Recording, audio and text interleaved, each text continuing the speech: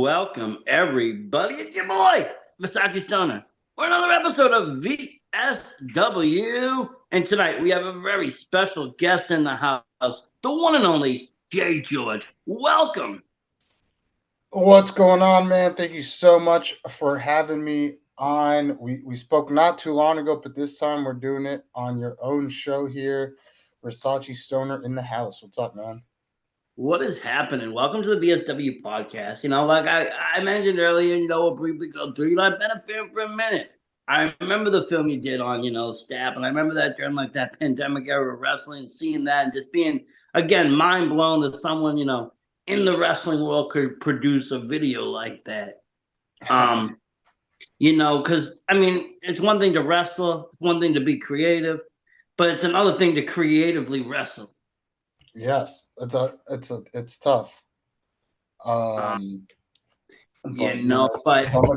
that's what it is right now. If you look at the scene and what's out there, it's like, I call it a renaissance period of pro wrestling, especially on the indie scene. Everybody is working so hard. Character development is so great. And these promotions are coming out that really, really, really showcase that. And one of my favorites, and we're going to really talk about it, is Rad Pro Wrestling. It's rad. Yeah, man. Rad Pro Wrestling is so much about what I love about wrestling. It's based in the 90s, one of the great time periods for pro wrestling. And I don't know how much I can say, but the man who runs Rad Pro Wrestling has a fantastic mind for wrestling, and his heart is in the right place with this. And it's there's so much passion coming out of it, and it brings a lot of passion out of me, as you know, someone who loves to creatively wrestle, and this is like the perfect place to do that. Yeah, granted, I watch a lot of wrestling, right? And I see a lot. I go to a lot of shows, local shows, sometimes I travel a little bit further out, Jersey, Maine for sure. But, and sometimes, a lot of IWTV in between all that. But, once in a while I'll see something again coming across the feed or coming across the share that's just totally different, totally different than anything else that's out there. And I'll just be like, okay, let me check this out. And that's what happened with Rad Pro. Because, there's a lot of promotions that come and go, start up. But I saw this, and what really kicked it in for me, you can see by like my back logo here, I'm into that retro kind of groovy kind of feel. Hell yeah. I see something that said Rad on it. Just that in general was just like, whoa. And then I saw, your favorite wrestlers in a different light. And I'm like, okay, now you got me. Oh, yeah. That's the hook, right? It's for people like us. And, 90s wrestling, for the most part, you had the beginning of the 90s, which was, still kind of like the Hogan era. Then it jumped a little bit, and you had Bret Hart run things, and it became very character-centric. Everybody had a character. Everybody had something wacky or wonky or different going on. You had people like Max Moon running. You had people like Kamala. You had that, Brooklyn Brawler. He had a few different gimmicks. One was like a baseball when they were going on strike. Yeah. You had fun things brought into pro wrestling. It wasn't all this, sportsmanship. It was more, this is fun. Yeah, I was just looking. I actually just bought do you remember the Sultan? Yep. I just bought the Sultan action figure because it's just such a weird. He was only around for a short time, but he was such a weird, memorable character, And what's hilarious? I just found I was a fan of him, and I had I think you're talking about the new Elite character, right? It came out. Yes. Yeah, I saw that, and I had to buy on that too. But I remember back in the day as a kid when they made it was the series before that. I forget which one, but it had the managers, and it came with the Sultan and Bob Backlund. Yeah, I remember grabbing that, and I just found out recently again that the Sultan was played by Rikishi. Yes, and so you know what I found out recently. So the Sultan was played by Rikishi, but they did the character on the Indies, and you know who played the Sultan on the Indies? Rikishi's cousin Umaga. Oh wow! Yeah, wow. And there's a random match out there: Sabu versus the Sultan, and it's Umaga. So that's a weird. That's amazing. And see, and that's the beauty of the character, where because you look at Rikishi, who was this fun-loving, dancing character, also serious at times, but then it's not something you would think would be the Sultan. Right. No, I mean, and he's gone through a lot, but that's part of like with Rad Pro is, one time you might see this wrestler as this person on the indies, but then you come and see him, and then it's like a whole another character. It's a whole nother thing, And that's what makes it fun. I mean, there's so many memorable people already on the scene, but then to see them take it to another level or do something that would be totally opposite. Yeah. Like I remember I went and Effie was there. Yes. Right? Yeah. Effie, great wrestler, very openly sexual though. Very, he's whatever. He don't care. That was my match that I wrestled him. Yeah. And he was censored to the T, Mr. Censorship. And it was just great seeing him in that light. It was a challenge for me, but he was he was a whole different person, and that you're used to seeing. It was a complete opposite, and that's the fun of what Blitzkrieg is. You never know. Now was that your first time working Effie? Yeah, and which was crazy because I was obviously when you're at my level on the independent scene and you're looking at who the top people are, who the most popular wrestlers are, who the most successful wrestlers are on the indies, those are the people you want to wrestle because that's how you learn, that's how you get better. So I've wanted to wrestle Effie for a long time, and I didn't think I would get to wrestle him, but also as a whole nother character that wasn't Effie, and it was a lot of fun because we both got to be very creative with it.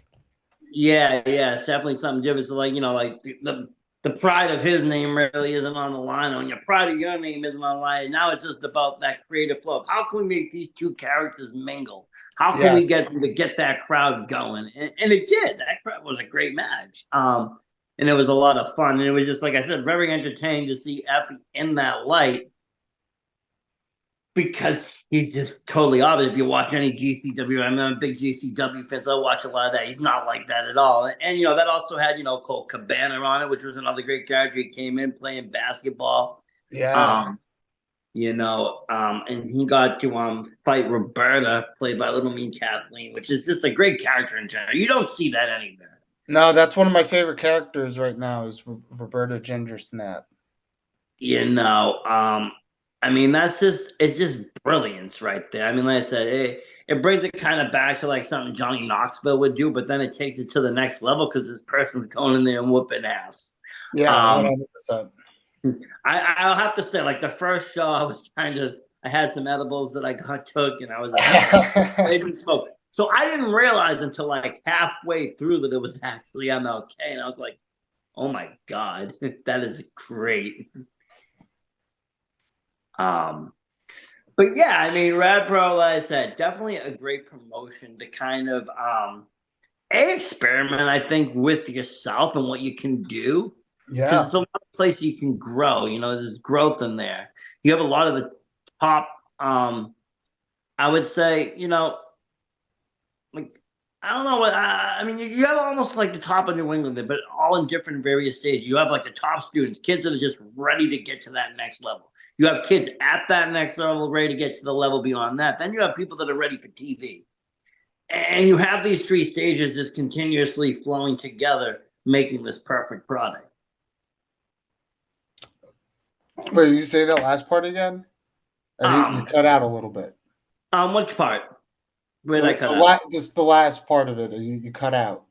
Oh, I understand that. You have like these like three tiers of you have like these students that are like ready for this next level. Then you have these students that are ready, to be on the top. Then you have the students at that level, or the wrestlers that are ready for like TV, and they're all blended through the show perfectly to just make it all work. Yeah, because you mix them up with people, like you said, you mix someone from level 1 with level 3, and then they get to level 5. And right now I feel like I'm about level 7, but at the end of the day, like we're all students of the game, man. You know what I'm saying? We're all students. But it's good to see that because sometimes, the level 3s only want to face other level 3s, and that leaves level 1s to only face level 1s, and it's like, okay, that's great. We're at the same level, but you said something key. You learn when you wrestle people that have done better or been beyond what you've done. You take in, soak in. You can't do that if everybody at the same level. Yeah, because then what happens is everyone just gets stuck and they just stay there. They just stay there, and you become stagnant. And that's my mentality, not just with Rad Pro, but all of wrestling. Is I always want to I always want to wrestle someone who's better than me, and B, I always want to be at a different. I always want to get to the next level. I always That want to next move step, up. you're always Yeah, striving to get higher. And I I think that's the way you got to look at it. I don't want my year to be worse than the year before. You understand? No, you got to keep the growth steady, and then you don't want Yeah. to even stay stagnant. It's got to stay on an incline, even if it's a small growth one year. At least it's growth. Now, do you train at? Do you train on New England Pro Academy? No, I started training at the Newbridge Academy of Pro Wrestling, the Newbridge Pro Wrestling Academy of America of Pro Wrestling. That's the full name of it. Out of Newbridge, New Jersey. I am a Jersey boy. Jersey! Let's go, Nice, Jersey #1. nice. I'm a big fan of Jersey wrestling. I have to say, in 2021, I got to once the pandemic lifted its doors, I went freaking crazy. I went to everything. I went H2O Center one night. I went, Yeah, Richmond Park got like wrestling every day of the week. So much no, out there. it's interesting too because I am from New Jersey, but I almost never wrestle in New Jersey at all. Really? Yeah, it's I'm in New England a lot more now than I've been in New Jersey in a while. We could talk about that. Oh yeah, we can definitely talk about that. I'm just saying it's a rich wrestling environment. I think just as much as New England is at some levels because you do I have a lot of disagree. promotion running. Do you? Is Yeah, a it little bit. different? I How is think it like so. out there? I think I'm from the North Jersey area. Obviously, you have H2O. They're deep South Jersey, and they're like Philly almost. They're connected. That's Pennsylvania line. I've been out there in a day. It's just Pennsylvania That's territory. like that's like Pennsylvania like. But in North Jersey right now, we're lacking a little bit. A lot of these shows aren't really. There's obviously exceptions. To me, GCW, JCW, whenever they're there, they always bring a good show. And you have Deadlock Pro, but they're not really based out of Jersey exclusively. You know what I'm saying? Either of these companies. Yeah, no, they travel. But I mean, I felt like at one point Ridgefield was running shows. Like I said, like almost weekly. You had the They lab do. running out of there, Yeah, and they other. and they still run a lot of shows. Don't get me wrong, but a lot of them are the same people in the same locker room, and there's not really a lot of. I don't see a lot of people there that are going to make me advance. To be honest, at So this the point, variety isn't there, is what you're it's saying, not like it and is not in even the New England. variety, just Yeah, like you said, the talent level, because everybody's kind of like again stagnant. If you want to talk but that I way. think honestly, and my prediction is right now, and in the next few years, wrestling has kind of returned to the territory like system where everything is kind of based on your region right now, and there's the business changed so much you can't just like blow up the way you used to blow up in 2017, right? It's No, it's a different. little bit harder. It is a little bit harder, but Yeah, there's also ways of doing so. I mean, podcasting is one of them. I'll bring people on from West Virginia and talk to them, and they'll bring on people from New England and let West Virginia people talk to them because there is a whole lot of people that don't know any other promotions but local, and that's fine. yeah, and that's all right, But and that's fine, like you there said. is a world out there of total different wrestling, and you do get into that with the local scene. It can happen even in, New England, especially if you go enough. If you go often enough, you're going to start seeing repeat matches and everything else. If you Yeah, start really going, 3, 4 shows a weekend. But again, nobody is really exclusive on the indie scene. Nobody's, contracted to just fight in one spot. yeah, and like not for nothing, like you said, it's not it's harder, but it's not impossible. And to me, right now, you shouldn't go into wrestling because you think you're gonna get it. You're gonna get rich quick here. That's not the.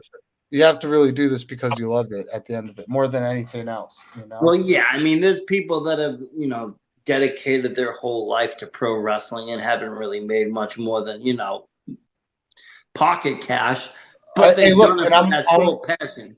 I'm right by there, but I operate on love, and I put my heart into wrestling. I put my soul into it Well, because that's what I'm it's saying. what I They're love. doing it for the passion, and again, they're doing it for the right. Their matches shine, but they might not be making the big bucks. Well, you got other people that are making quick money or quick cash grabs, but their matches aren't memorable. They're not memorable to talk to. They're not even nice to talk to. It's just okay, another business transaction. Here we go. Yeah, exactly. So you got to look at that, and you see that on the scene. You see who's selling merch and how and why, and then you got to think, okay, how can I increase that? How can I Right. increase that margin? Yeah, 100%. There's, you know, So so you trained out in Jersey. You wrestled out. You must have wrestled out there at least a little bit. of course, yeah. No, when I first started, and it's funny because I live not too far from Ridgefield Park now, and I'm not there as often, but yeah, no, I was there. I did Pro Wrestling Magic for a little bit, and obviously, I've cut my teeth in the New York, New Jersey area. I I was liked You know what I like? I was a fan of Pete Rosatio's show over there. Was it like We Are Wrestling or something? He ran. Forget. who'd you like on that show? My favorite wrestler on that whole show was Darius Carter, but Of course, I knew you were going to say Darius Carter. I'm a Yeah, huge Darius Carter fan, and we don't get him enough in New England, and that's my issue with that. yeah, and it's funny. He kind of went the other way because he was when. So I've known Darius for a long time, and when he was coming up, he was in New England a lot, and now he's in New York and New Jersey a lot. Now I'm in New England, but we've crossed paths a lot of times. Me and Carter is one of my favorite people that I've wrestled over the years. And He's then of course, he fights one of my favorite, female talents too that night for the title. It was a great overall, just nice night out, and especially when you're traveling outside of, like I said, the the normal realm. But Trisha Dora, always a pleasure to watch her wrestle too. oh yeah, she's great. I think she's in ROH and AEW now, right?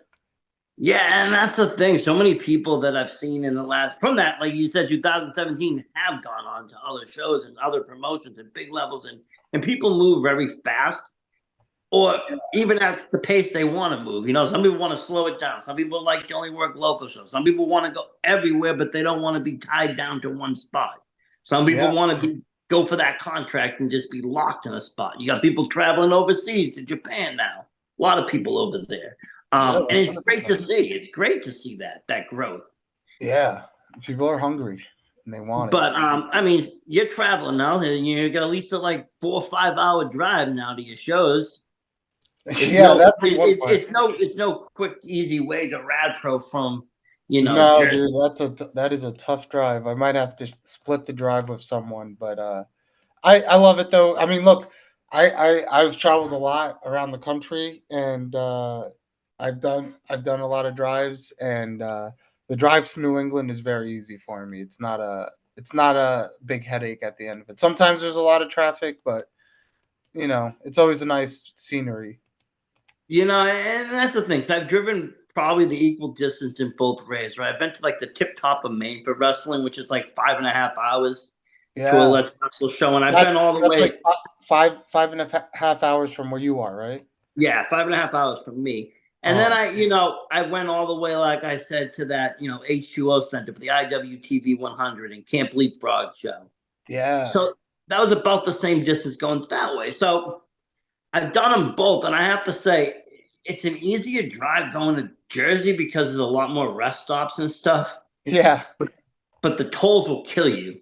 Oh yeah, the tolls are tough because you have to pay going back to if you're going back to Massachusetts, you have to pay the bridge to cross the Oh, bridge. yeah. Yeah, yeah. Each ride was well, I remember the first time I forgot to even look, and I forgot all about everything, and the bills came in, it was over $500 in fees, but Yeah. it's a good $20 trip with tolls. Maine maybe not as much. You still got tolls, but there's few rest stops, and there's nothingness, and it's one day it was like starting to snow. We couldn't even see going. Like we were just driving on instinct. It was wild. Like there was no stopping, no nothing. So it was like, okay, well, this is the wilderness. Yeah, that's what it's But like when you go out west. It's like it's just a lot of darkness and just a lot of road and very few rest stops. now, when you say out west, how far out west have you wrestled? Um, uh, maybe either Chicago, India. I've been in Indiana. Uh, I've been in Ohio. Probably deep in Ohio is probably where I used to do. See, I don't know the difference between Cleveland and what's the other place in Cincinnati? Oh yeah, Cincinnati. Yeah, that's Cincinnati, Cleveland. I've been around in those areas too. So like, I mean, I've wrestled. Wait, did I wrestle out? I wrestled in Mexico, but that was I didn't drive, but that was so I want to say probably that area, that midwestern area there is probably the furthest. Honestly, at this point too, anything further, I will just fly, even if I have to pay for the flight myself. I would fly out to. yeah. I mean, you don't want to kill your car gas wallet and everything. It becomes an expense. Yeah, that's the But big expense people don't realize is the toll on your car, the damage your car takes when you do oh, that. I know. I had my old car that I took in 2021 is gone because I was going to shows like that every week, and I mean, some days I was shadowing guys and girls. You know, I'd see them in one show in Maine and then see them the next day in Jersey. They'd be like, Yeah. "Wow, you doing the same ride as us?" I'm like, "Pretty much."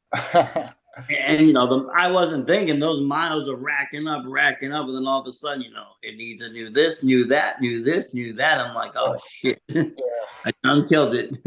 Yeah, it's always something. But like you said, like you wrestled out in Mexico, you wrestled Midwest. How does that differ wrestling out there than it does compared to wrestling in New England? Like wrestling where out west.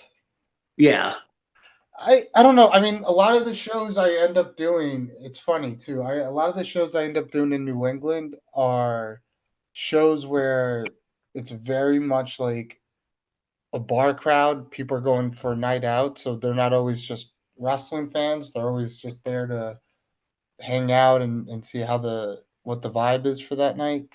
And then in the West, maybe I noticed a lot of the shows were more like regulars, people going to the show every week that that they're always going to these shows. Like you always see them, you know. and I think both fan bases have their benefits. Like at a bar crowd, you can kind of just go out and kind of feel how things are, and if things go one way, you can work a certain way. Things work another, you can move. But when you got like a whole crowd of dedicated wrestling fans, all their eyes are on you and seeing what's up, and they're like, okay, something's off, or something's good, or something bad. It's like they Yeah. know too much. They're too much into it. But but then again, they're that dedicated fan base that is very much into it to buy, you know, merch, to buy products, that want to, you know, see more, buy tickets, and etc. You're right. Um, you know, but there is that line, and it is. I've noticed a trend that a lot more shows are running in like breweries and more like Yeah, you know dude. tight places, which A is lot of cool. brewery shows, and you know what? We have some breweries out here in Jersey, and I want to figure out a way in the next year to bring some of that flavor to Jersey. You know, give some. I want to bring some good old professional wrestling back to the New Jersey scene. And the Yeah, most you know, I mean, like I said, I just went to a Focus Pro Stand Style show out there. I was like, I've been to a few brewery shows. I was at one brewery show, and I went to another one for Beyond Wrestling, which was really nice too. A Please Come Back show, and both of those breweries, it's just a different vibe. Everybody's kind of chilling. They're having drinks. They're enjoying the night, and then the show starts. And you know, you have your dedicated fan base that is right in there watching, but then you also have these bunch of lax people just kind of chilling and vibing out, going about their night or date, and they're just kind of tuning in like they would watch a TV show. Yes, I'll say this: you'll never say never, but you'll probably never see Rad Pro Wrestling at a brewery show because Rad Pro Wrestling's a family friendly show. It's for all audiences. You don't have to be 21 to get in.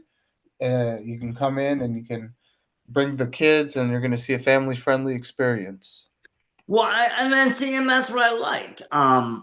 That wrestling has this degree, a whole degree of different stuff that it has something for everything without Yeah, losing quality. Without losing the quality, though, you have some kid-friendly shows and that are out there that are just they're a step above backyard.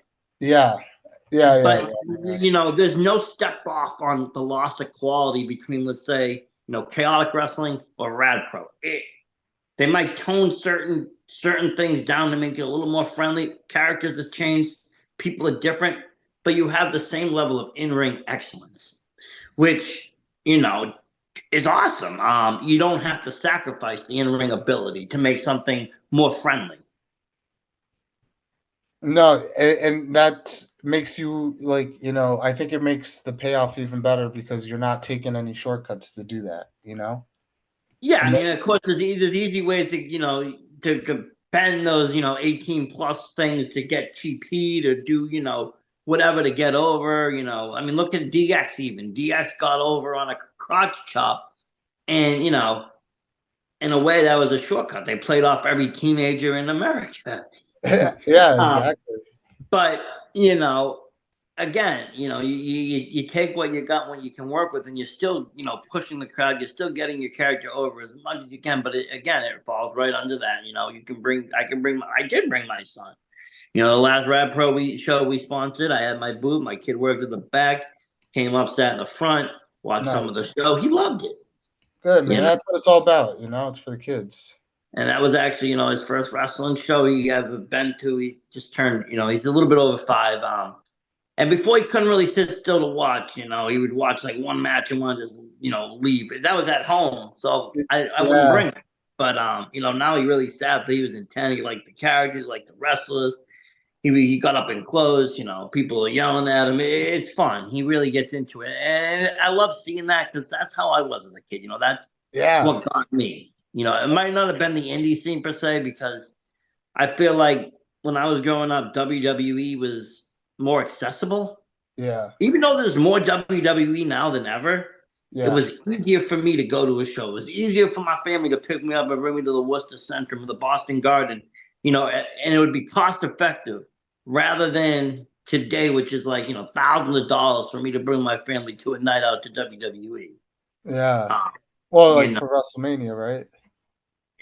even regular, because, my wife likes to sit up close, so I got to get like first 5 if I Yes. want to go. And it's like, that's money. Um, And then there's the whole merch thing, and the merch is triple or quadruple what they sell it for online, and nobody understands that until it's too late. And I'm just like, I'm trying to, I'll be bothering my kid. Look, I can get you 10 of them at home. When I get onto the network, I can go to their shop, and they're on sale now. They're selling them for $50 here. They're on sale for 10 online. Yeah, Um, you know, it gouges things. But back in the day, I feel WWE, they were running more house shows, and New England being before it was such before especially when it was Connecticut centralized and the territory was there, they ran a lot more house shows there. Growing up, I got to see matches like Hulk Hogan versus Slaughter and that's Undertaker and stuff. But this was at house shows, not at main events, and it was cool because it was like I said, you go to like a Worcester Center for like $50, and you were seeing all these great superstars back in the day. Did you ever go to the Boston Gardens? Yes, I did. I was at the Survivor Series '93 when Yokozuna's team versus Lex Luger's team. Wow, that's And I so sat cool. like fourth row. And again, I was just, it was just an experience like no other because these, again, heroes, people that you grew up with. I got to see the whole Hart family wrestle, Shawn Michaels wrestle. People that I, were just infatuated with growing up, and just like, wow. And again, I went again when it got over again, and I went to I was there the night Mick Foley won the WWE title on Raw. It was a dark Raw though, so like I was like the cool shit the next day because me and my friends went. We were like, we knew what happened and nobody else had known. And we're like, we know this secret information. I think WCW leaked it anyways, but you Yeah. know, um, Did but you, and you knew even that young, you knew that you were at a taping? Like it was pre-taped. Yeah, because the first show was live Raw, and then the second show was another whole show. That was the whole. Yeah, you're I right. mean, It was not, but a not that me and whole- my friends kind of were into the whole business end of wrestling, so we kind of studied that whole, how does this backside work? So a lot of us wanted to be pro wrestlers. The only thing that none of us were the right size. A lot of us went, including myself, went to the Killer Kowalski school right out of high school, and we were just turned away. I was turned away. I was Really? 5'8", 120 pounds. I was a small little runt. It's crazy because if you did that now, they would have said, "Come on in." Well, that's the thing. Wrestling has changed. Back then, people wanted big, muscular Hogan. It was a big man sport, and Yeah. now it's a more inclusive everybody sport. You got a variety of people, but that whole era of like the early 2000s and WCW had to happen because without that, Chris Benoit and Rey Mysterio and all these littler guys, they Mm. showed that these people can still wrestle, What? and that led way to more and more. Of course, yeah, yeah. That was like, and that was that era too. Like, if you said you were watching shows in '93, then by like '96, '99, smaller guys started getting more TV time. Um, I was gonna say, I wanted to, there because just like New York, like Boston and Worcester has a lot of great wrestling history. What was like the most legendary match that you got to see like live in person, even if it was like a house show? Well, I mean, like I said, I'd have to say the most. I mean, there'd be nothing more powerful than probably that. They were gearing up for that SummerSlam, the match made in house, so they had that whole thing running, and Hogan came out and with Warrior couldn't go that night, so Hogan came out and fought Slaughter alone, and General Adnan and Colonel Mustafa were there, and they were, like I said, gearing up for that WrestleMania. We were sitting up there, and like, that's Hulk Hogan. Holy shit! Yeah. 'Cause you're a kid. And it's just like, oh my god, these are larger than life characters. It ain't like we're adults now and we have the internet and that's Hogan. Oh my god, and I'm like, well, this is that. It's like Yeah, you don't see him as much. these people were untouchable. These people were Yeah. unknown. Oh my god, I'm seeing them with my eyes. Today you can go on anybody's profile and they do all these videos of themselves. You didn't have that back then. You didn't have No, yeah. anything back then. So to see that, it's just like, wow.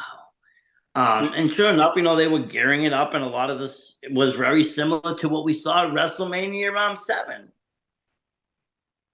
and Survivor there and that SummerSlam. In between that era is a lot. They were working that house show, and that's what they would do. They would work house shows and work the same matches over and over again. Another Right. memorable match, I don't remember who he faced, but Undertaker came out and faced somebody. It was a very early Undertaker. The lights went out. The crowd was dead silent. He murdered whoever, and then he had that body bag and he dragged that guy away. And it was just a scene that I would never forget because it was like I said, that Undertaker back then was stone cold. Nobody knew anything. He had no emotion. He had nothing. It was just he's the Undertaker. He's a dead man, and he just dragged this lifeless body. You're a 7-year-old kid. Like, oh my god. Yeah, dude, I can only imagine, man. I didn't get to see Undertaker live until a long time. And now today it's hard. I don't go to a lot of WWE events, even when they do come in town, because I'm like, a lot of it is over and it's overpriced. And a lot of what I like about wrestling and wrestlers is that 80s and 90s era. And that's what Rad Pro's all about.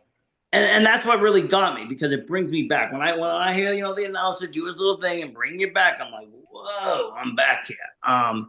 And it's great that way. But I mean, I'm not saying wrestling is bad now. There's a lot of great wrestling on TV. There's a lot of great TV wrestling, whether you're a fan of WWE, AEW, both. That is a possibility. You can like two brands. Ring of Honor, New Japan. There's bunches of wrestling out there, and then there's the whole of what I consider when I watch is the indie scene. And that's everything that's on IWTV and that's not on IWTV. There's things that run on Twitch, like Chaotic Wrestling runs on Twitch. NCW has their own Patreon. Other promotions do their own thing, Yeah. but some shows I can get to, I'll go to. Those shows I'll go to 3 or 4 a week. I mean, if they're $20, I mean, I can go to Wrestling Open for $10. Hey, And right? I'm seeing Like you said, that's a even big. I'm seeing TV caliber wrestlers. I'm seeing people that are in AEW for $10. It's like, why am I going to spend $150 when I can see a better match here? Yeah, and you could see that every Thursday forever. And that's what I'm saying. I don't have to wait. Oh, is this going to come back to my area? I know when it's going to be. I can buy the tickets the same day every week. I can go to the same dispensary right before I go there. And I can go to another dispensary after I leave there. Yeah. There's nothing more perfect than that. The wrestling world, like I said, right now we're in a renaissance here. There's so many great things happening, and they got a school out there and they're training students, and that's what it's about. Seeing all these schools open up. For a long time, there was only 1 or 2 schools, so you only had things being taught 1 or 2 ways. Now you have multiple schools, so now you're seeing multiple styles of wrestling in New England, which is great. You're seeing strong style here. You're seeing, the Killer Kowalski style there. You're seeing a merge here. You're seeing more Jersey style there. You're seeing Midwest style up here. You're seeing, more technical. It's a great blend. It's a great time. Oh man, and that's like I said, it's a lot of those things we hit is what we aim to do at Rad Pro. It's accessibility. It's larger than life stars, but it's family affordable. You know what I'm saying? That's the beauty of independent pro wrestling, and it's a mix I of mean, styles. it's very affordable. We have a big mix of styles. We have guys like Alec Price come in, and then you also have like the Roberto Ginger Snap, and the crowd loves it every step of the way. And that's the cool thing about it. Is that it has that variety of people, and there's somebody in there for everyone. You don't have to necessarily be a fan of everyone, but there is going to be someone in there that's going to grab you and be like, oh my god, I really like this person. Or, this person reminds me of somebody. Last show I went to was the first time I seen the dude on the pogo stick, and I was just like blown away. This dude's doing pogo tricks. Yeah. You don't see that's something different. Yeah. Yeah, just when you think you've seen it all, somebody pulls out a pogo stick. And that's what's cool, though. You never know what you're going to see or what's going to come back from your child, or what core memories are going to be unlocked from the 90s, more like it, because you'll see these things like, oh, wow, I remember that. Yeah. But, like I said, it's been a wild ride to just watch it. And just see how it unfolded. At first, like I said, I didn't know how it was going to go. And then seeing it really progress and the stories really build, and it's becoming this, real thing. It's like, oh my God, wow. And then I went to Rad 99 last year, Forever, the last show, and seeing everything wrapped up, and just, again, seeing a champion crown a tournament, and such character where, again, you got people like Angelo Intellect, Channing Thomas, totally different, robotic moves and such. He's not so world class there, and he fits right in. Though you wouldn't know any difference.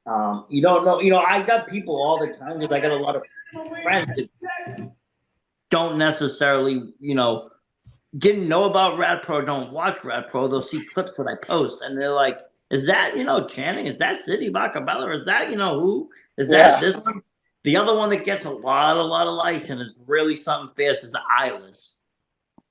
Eyeless, yeah, that's almost like Papa Shango type vibes, right? And her little posse right now, and I don't even know what's gonna happen, because it ended in such drama where she screamed and passed out.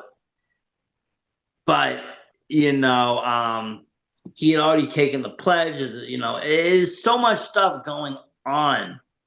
And like I said, I felt like I was watching a movie. Yeah, it's a very, very cinematic character with a lot of layers and stuff, and it's very cool to see how it's been changing over the past few months.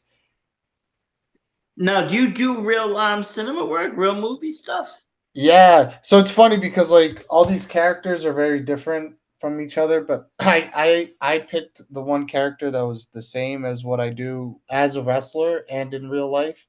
I do a lot of freelance cinema work on my own, and then I obviously incorporate that into wrestling, and now they mix because then I ended up getting jobs doing videos for people like Matt Cardona or Max Caster or Mark Sterling. So it's interesting to see how like this thing that started based on my real life became even more of a part of my real life within wrestling. I might have to hire you for a new intro. Damn.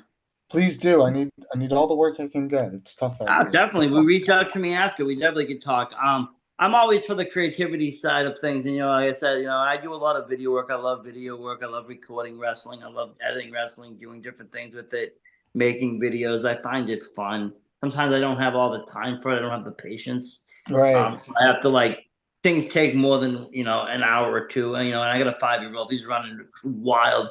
Editing becomes impossible. A half an hour task becomes 3 hours task. But Oh yeah, I can only um, imagine. so what I'll do is wake up at like 3:30 a.m. and from 3:30 to 5:30, the wife's sleeping, the kids asleep. I'll just go do whatever I want.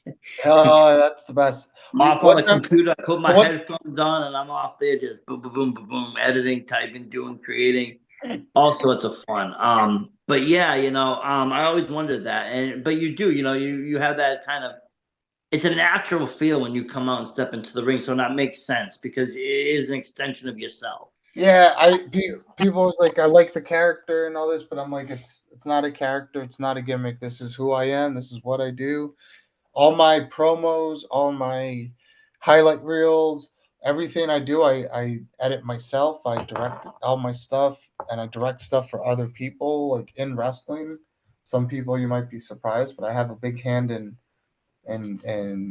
a lot of different creative outlets that enjoy putting myself into, and it shows in a lot of what I do, obviously, which is good because that's a big part of it.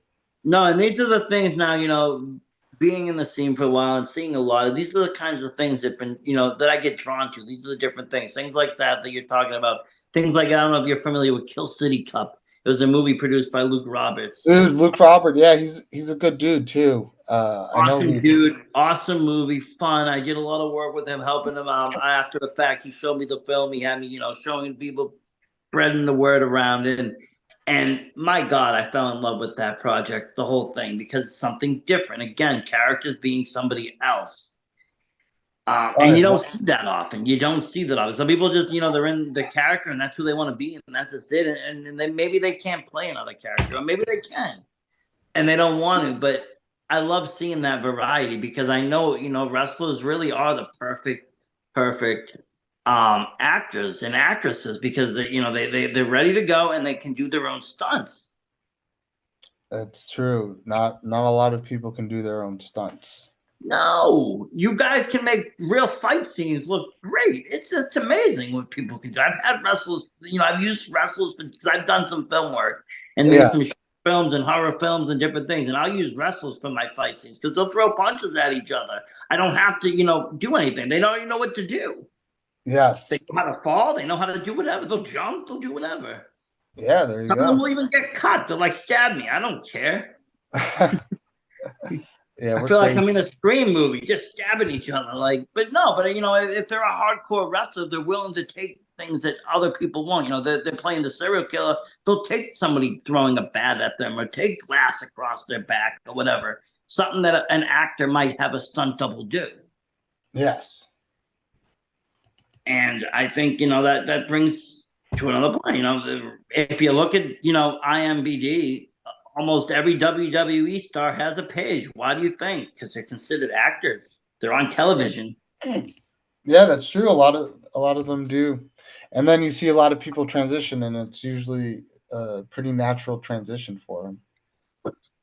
I feel like in WWE or major stream even more because, especially in WWE, I feel like they're really a character. They don't even own their own name, so they kind of most don't.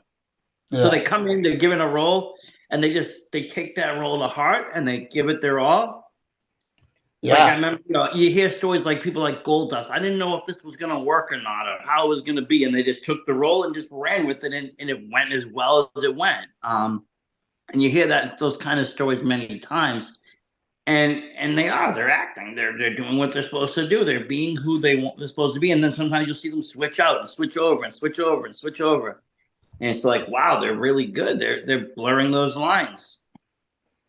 Yeah, man. That's the fun of it. And when you have something you can grab onto, like I have with filmmaking, you could do a lot of fun things with your your presentation. That's what I like to call it, your presentation. And do you think now in the age of like social media and where things got to be very fast and flashy fast to get you, that's really important to know how to, do these things, to grab attention, to make your own promos. Yeah, and I actually think, a lot of people are their own directors and their own filmmakers because now, um, editing and make obviously everybody has a camera now, so making your own videos and promos is way easier than it's ever been. So it makes it more, there's a lot more competition because people can learn how to do this and they can learn how to do all these different techniques. And now we're off to the races here with But filming. then it becomes a money game at some point because a 1028 camera is far different than a 4K camera, and then there's varieties of 4K cameras in which who's going to get the better quality and so Yeah, forth. but And I think that doesn't matter as much now. I think it's about the content, and if it's good enough, people, you know, they'll relate to it. Like I've had some videos because I have a lot of equipment. I had some videos that I spent hours filming and editing, and I put it out, and nobody really notices it or pay attention to it. But then I do a video on my phone, and that gets a lot of views. So you never know see, I what. think the phone gets pushed though. I think social media platforms push things that come from the phone. I think the phones pay for that to happen. I really do because I do a lot of computer YouTube work. This YouTube channel has 80,000 subs. The videos I post from my phone get more traction than the videos that I post from my computer, even if they're the same video or short format. Yeah, Why? that's you never Why? know. You don't know what's gonna stick like But that. that's the thing. Social media algorithm is very upsy daisy. So you do things multiple and you keep doing. You don't get discouraged. Things don't always work out. Some videos get 5 views and no likes. Some videos take off, and you just kind of go, okay, roll with it. Yeah, Sometimes it's nothing that you did. Sometimes it's just the time of the day that you put it and where it is in the line of people's sight. But again, I urge people, you never know who's going to watch it. So, wrestlers, put your content out there so you other never know. Yeah, promoters, other people can see your work. yeah. It's like you never Um, know.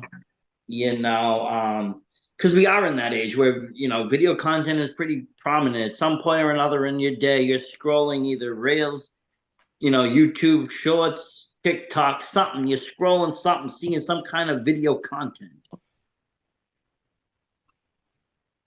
Yeah, Uh, and that's the but the that's like the advantage and the disadvantage is that there's a lot of competition and there's always content. But on the other hand, because there's always content and there's always that flow, like you could put your thing right into that flow of things, and then people are going to see it, and it's better to be seen and than not. it is, and that's the thing. When I first started this, many moons, well, not many moons, 2020, the pandemic, 2017, I got into the indie scene. I came back to watching wrestling after a hiatus of like 10, 15 years. I said, life got busy. I Yeah. didn't really watch much TV wrestling, didn't watch much anything. And me and my friend were doing filming, and we were filming comedy skits and horror skits and different skits, and we were looking at content, and I came across an old Randy Savage promo, Yeah. and this dude, he was saying what he had to say, and he was coked out of his mind, and my God, it just captivated me, and it just everything I loved about pro wrestling flooded back into my brain, and just was like, boom, I got an idea. And my That friend, he was sitting there laughing his ass off because he'd never seen any of this shit. But Randy Savage was one of the top talkers at the time. He really could work that mic and get you into whatever match he was going up against. Yeah, the cream. And exactly, he had a way with words, and he had a way with his mannerisms. He had a way with everything. That's And so yeah. my friend was like, "We should do something with this. We could like do like comedy with wrestling or something with wrestling, and it turned into a multitude of different things. And eventually, I ended up getting out there, going to shows, checking out things, and I was just mesmerized because the last time I was at an indie show, I was a little kid. Police had given me free tickets because I donated. My parents had donated money, and I Right. went there just to see Honky Tonk Man and Tito Santana. The local scene, I think there was one girl there, Cookie Crumble. Everybody else was unknown name. Like I don't know them. I couldn't even tell you their names. When I But walked into this show in 2017, I can still name today almost everybody I saw at NCW that night. They were memorable. They had their own character. This was like, wow, this is TV wrestling just minus $1 million. yeah, right. That's it. All it has to come from somewhere. All those people on TV have to come from somewhere. And No, and then I fell in love with the scene, and I wanted to and then I was like, well, why aren't people talking about this? yeah, And like you said, things are a little bit territorial, maybe with the indie scene more so.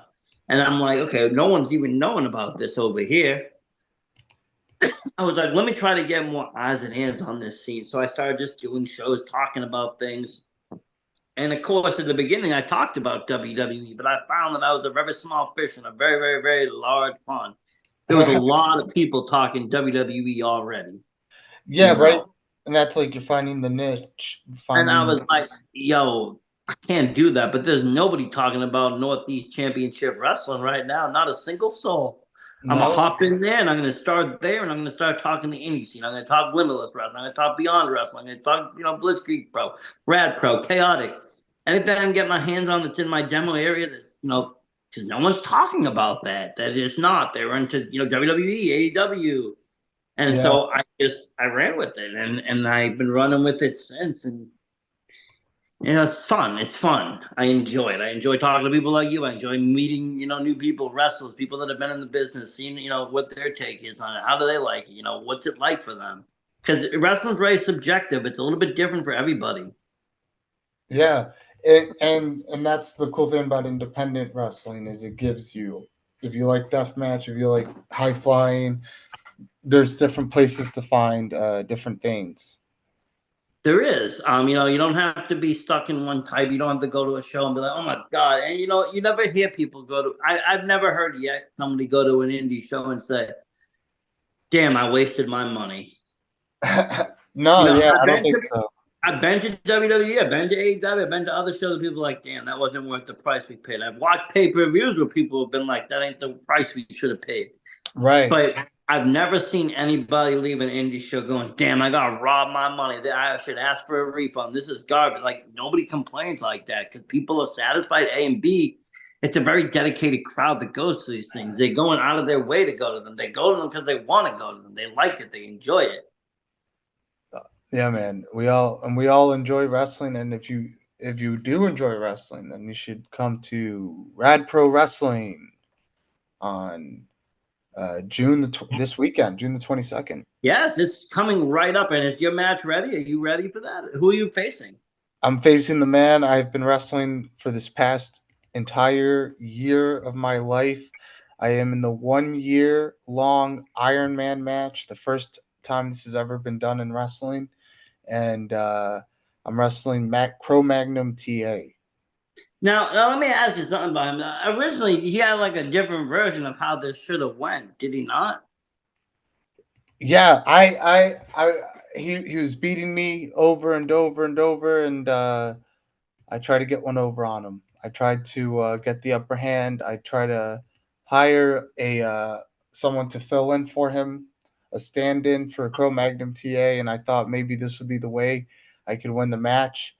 And it backfired, and now I got to fight the real man, and I got to catch up. And has it been a whole year now? Has it been the full year, basically? Just we're almost there. It's the 1 year anniversary of the match is going to be August, I believe, 10th of this year. Wow. And I mean, it's crazy, man. There's been lifesavers in the match. There's been everything in that match. It's been intense. It's been one of the most intense things I've ever done. It's like I said, it took one whole year of my life. That's a lot. Yeah, I mean, you're thinking Iron Man match, okay, yeah, Brett versus Sean, an hour long. Yeah. We're talking a whole year. You know how Yeah. much shit goes on in a year? Like, a lot of shit goes on in a year. The That's a long score. time to be engaged in a feud and a match and to Yeah. be doing all that. Now, would you say that would that be your greatest rival of your career? It's definitely one of them. I mean, that's a whole year up and down the roads, but one of the people I probably wrestled the most over my lifetime in wrestling has been CPA. CPA, yes, yes, yes. And you did the whole. I remember, like I said, the whole Nick Stab thing and that whole thing during the Yeah, pandemic. we And have again, history. that's how what really got me noticing your film work, because it was like I was like, wait a minute, what is this? This isn't. First of all, this is very well edited, very well put together. This isn't your typical indie show. What No. is this? And I was like, this definitely isn't your indie promo. Who filmed this shit? Like, this is good. I can see this is, using professional equipment to edit it. And I was like, wow, okay, this is something different. Yeah. And I was like, okay, I'm a fan. I'm a fan. Because like I said, when you start seeing people use creative flow to get stuff done, it's like, well, okay, they're putting work into that. And I know Yeah. what, video software, video equipment, it has an upkeep. It's not cheap. I do a lot with music too. That shit ain't cheap. Software No. alone is in the 5 to 1,000 range for one for one sound effect. Yeah. Things cost money. Oh, yeah. But that's what makes it, kind of go. I mean, that's what I'm saying. Kind of money game. It's not even so much the equipment. You have this software. Can you do this? Can you make it work? And what's your turnaround time? And then it becomes that kind of game. Can you do it faster than the next guy? Well, then you got the job. Yeah, you don't know. But yes, that really got me into. Like I said, when I saw that, I was like, wow, this is different. This is something that's not normally seen. And I think that's what the pandemic did. It showed wrestlers, promoters, fans that there can be a cinematic side of wrestling that can be done very, very well. Yeah, 100%. And and that's, like I said, it's kind of got me where I'm at now, kind of looking for that different, but I am looking forward to Rad Pro and seeing all the action. So what do you got coming up for yourself? What other shows you got coming up? You got Rad Pro, you got Blitzkrieg Pro, end of the month, right? End of the month, Blitzkrieg Pro, the 29th, and then of June, of course, if you're watching this. And then, like you said, Rad Pro Wrestling, that's this Saturday, the 22nd. It's going to be intense. We've got Rob Slad, we got Mortar, we got Stefan King, we got the whole hootenanny, and of course, the 1 year long Iron Man match is going to come to a head, and it's going to be intense. I can't wait, and I can't wait to go back to the 90s. I miss it every month. I get there, I get into that blissful mode, and then I got to get sucked out and back here, and I'm like, ugh. Yeah, we go through. Can't wait to bring me back. Bring me back. We got when times were different, when there were not as many cell phones and there was no Twitter. We don't need them, man. We don't need the phones. We don't need the agitation. We don't even need the social media. We just need good wrestling and good characters, fun stuff. 100%. But since we do live in that social media age, where can the fine folks find you? That was good. You can find me on X at JGeorge the movie, and on Twitter JGeorge.mp4.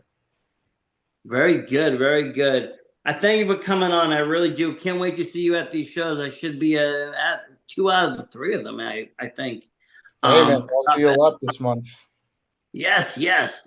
But thank you again for coming on, and thank you everybody at home for watching. And as always, support indie wrestling. Versace Stoner out.